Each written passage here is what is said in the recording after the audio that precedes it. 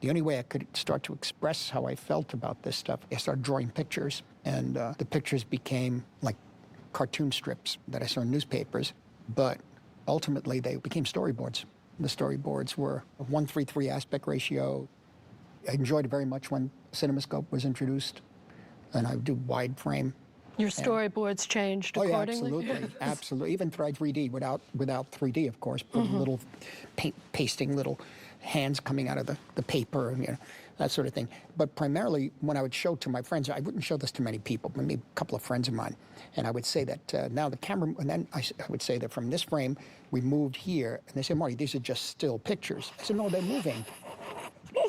They're moving here and in here. Yeah. And now the camera comes around this way. Apparently, I've seen it happen in these movies. They start from there, and they go there, and then this happens, and that happens. Why can't we do that in the pictures? In between the lines, the camera's moving, or there are cuts, you see? And so I stumbled upon it that way out of desperation. I also didn't know much about lighting or utilizing a camera. We didn't have enough money to have a 8mm camera. I still don't know much about lighting because I didn't grow up that way. I grew up more in the tenements. It was night, and then it was day. That's it.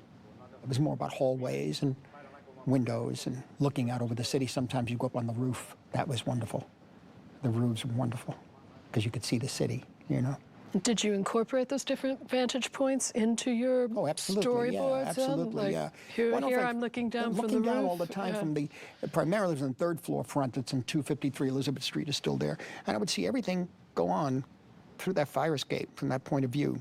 And I do like overhead shots that way, or slightly overhead, you know. But the panorama of life,